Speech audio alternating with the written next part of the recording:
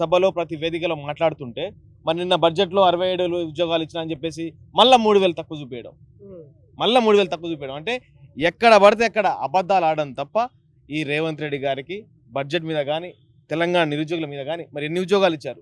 ఆ రోజు మీరు ప్రతిపక్షంలో ఉన్నప్పుడు 2 లక్షల ఉద్యోగాలు ఇస్తాను, బీస్వాల్ కమిటీ లెక్కల ప్రకారం నేను ఇస్తానని చెప్పి గత ప్రభుత్వాన్ని ఎండగట్టిన రేవంత్ రెడ్డి గారు మరి మీ ప్రభుత్వం అధికారంలో రాగానే ఇలా 2వ సంవత్సరం దాటిపోయి 3వ సంవత్సరం వస్తుంది. మరి ఆ ఉద్యోగాలు ఎక్కడ పోయినాయి? ఆ బీస్వాల్ కమిటీ లెక్కల ప్రకారం 2 లక్షల ఉద్యోగాలు ఎక్కడ పోయినాయి?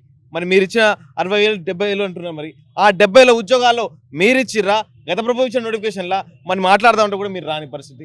ఇలా బడ్జెట్లో కూడా తప్పులు చూపే ప్రయత్నం చేస్తున్నారు. 67 అని చెప్తున్నారు. మరి మీరు 70,000 చెప్పారు కదా, మరి 70,000 చెప్పారు కదా, దాని సంగతి ఏంటి? ఇంటిగ్రేటెడ్ స్కూళ్లకు భారీ స్థాయిలో బడ్జెట్ కేటాయించారు. ప్రతి నియోజకవర్గానికి ఇంటిగ్రేటెడ్ స్కూల్ కేటాయిస్తాను అని చెప్పి అబద్ధాలన్నా మన్ను లేదు, మశానం లేదు, ఏం పెట్టలేదు. ఏంటంటే అట్లా చెప్పుకొని ఎవరిట్లా అయితే ఇలా ఇంటిగ్రేటెడ్ స్కూల్ పెడుతున్నాను, అది పెడుతున్నాను, ఇది పెడుతున్నాను అని చెప్పి ఇలా మాయమాటలు చెప్పే ప్రయత్నం చేస్తున్నారు. కానీ ప్రభుత్వం విద్య మీద కానీ నిరుద్యోగుల మీద కానీ ఏ మాత్రం సోయలేని ప్రభుత్వం ఈ రేవంత్ రెడ్డి గారిది.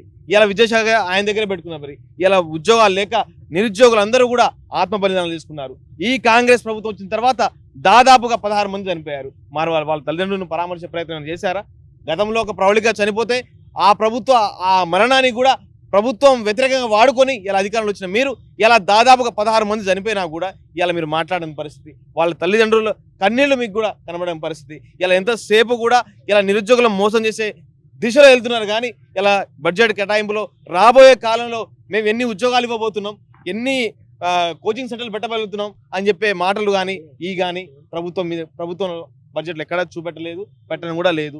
మేము ఒకటే మాట అంటున్నాం, రేవంత్ రెడ్డి గారికి రేపు 26వ తారీఖున మా గురించి అసెంబ్లీలో బడ్జెట్లో పెట్టలేదు కాబట్టి 26వ తారీఖున మేము అసెంబ్లీ ముట్టడిస్తున్నాం. 26కి అసెంబ్లీ ముట్టడిస్తున్నాం.